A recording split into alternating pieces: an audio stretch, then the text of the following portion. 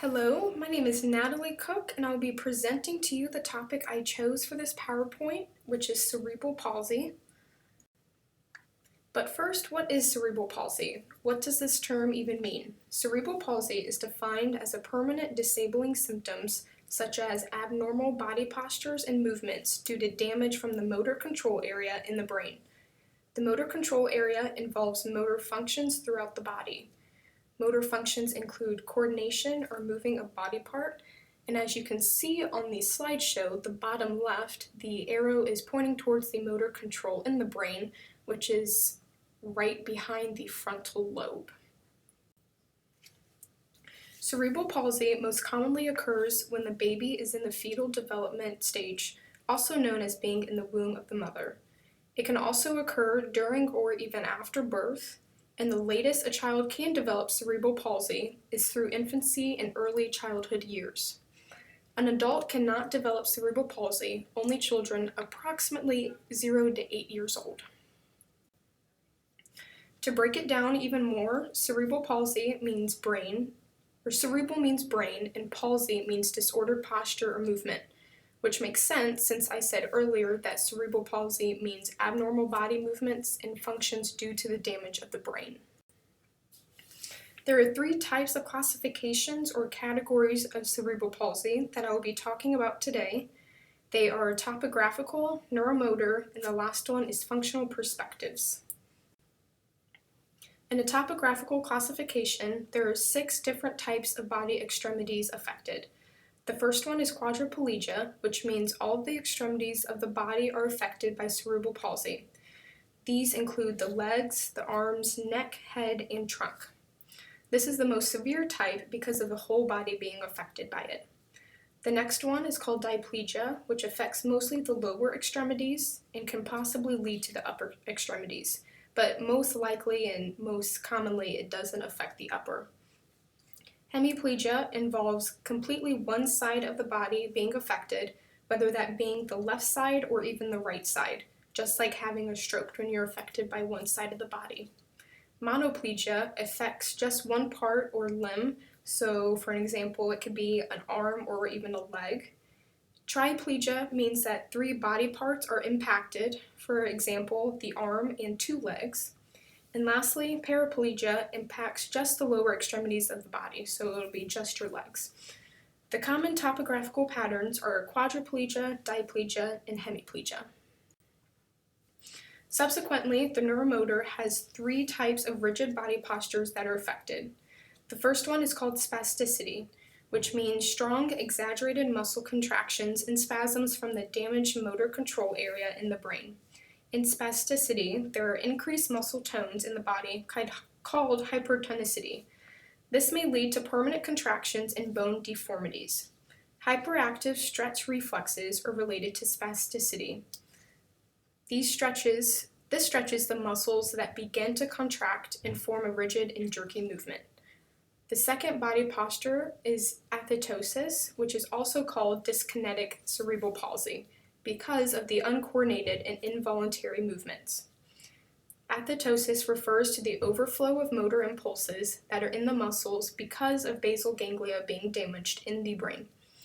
These muscles interchange between hypertonicity and hypotonicity. Hypotonicity is the decreased level of muscle tone, which will lead to flimsy and even droopy limbs.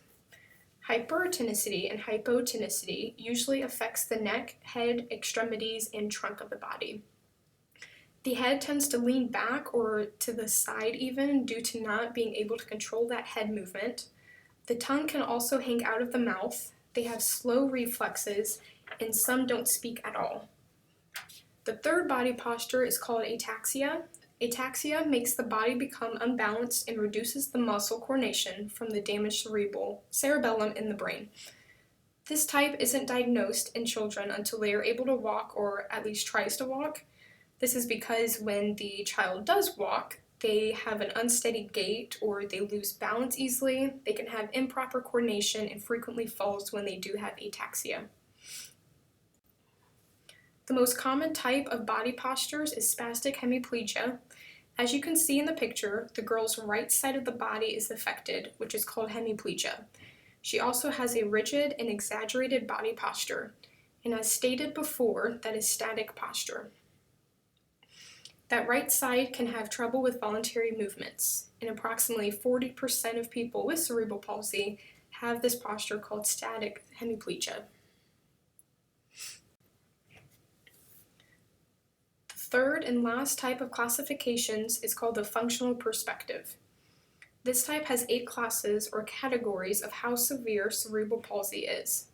These 8 classes are based off of Roman numerals. Class 1 is the most severe, and Class 8 is the least severe case of cerebral palsy. The 8 classes describes how severe the disorder is, how the person can ambulate, and what type of movements they can do. I found a study that stated that physical therapy can increase walking, running, crawling, kneeling, standing, jumping, and rolling in people that have cerebral palsy. This study also revealed that if therapy is more rigorous, then more gross motor function skills will develop. The most successful and intensive therapy includes kneeling, crawling, and standing. When working with someone that has cerebral palsy in an activity setting, remember that they are prone to having temper tantrums. They have random outbursts of anger and frustration when things don't go the way they like it to, or things don't go the way as they planned it to. They can also have a short attention span and will get bored very easily. It will be best to choose a variety of activities just in case if they do get bored of a different activity. They can experience a delay in language development. What they say will not necessarily match what their age level is, and they can have a difficult time learning new skills. Things might have to be said to them repeatedly or in simpler terms for them to understand better. Make sure that activities are easy to access if they have an unsteady gait or have a walker, and that they can sufficiently succeed in the activity, even with accommodations or adjustments that they may need. Because of them having a difficult time learning new skills, it will take longer for them to complete the activity and achieve it. With people that have a disability or not, always remember and include everybody in an activity. That is part of creating diversity and for everybody to have an equal opportunity with participation. Encouragement also ties into inclusion. Encourage everybody to learn, to succeed, to participate, and appraise them for doing a job well done. Sometimes people with cerebral palsy communicate with sign language or gestures. Some facilities have electronic devices available for them to point to objects or pictures on the screen with what they want to say or do. Some people with cerebral palsy have a more difficult time speaking or talking to others, so that's why that accommodation with sign language and gestures and electronic devices are perfect for them. Lastly, make sure they are being spoken to, not to the aide that is with them. Always give them eye contact. I found different kinds of adapted equipment that people with cerebral palsy can use. There are numerous equipments, but here are just a few. The first one that I thought was really neat was the protective toilet seat. This accommodated toilet has a foot stand, a backrest, and a supportive armrest. There is also a key grabber and holder. Just like the name, this device holds the key and people can grab the plastic handle to insert keys into the holes. The other equipment I found were grippers mainly used for eating and brushing teeth. All of these adapted devices makes it easier for people with cerebral palsy to fulfill the tasks of daily living and of daily activities. A few adapted sport games that I stumbled across were table tennis, table cricket, race running, and soccer. For table tennis and table cricket, they can sit down in a chair or even stand to hit the ball on the board with a paddle. This paddle can have grippers on it, so it'll be easier for them to hold on to it.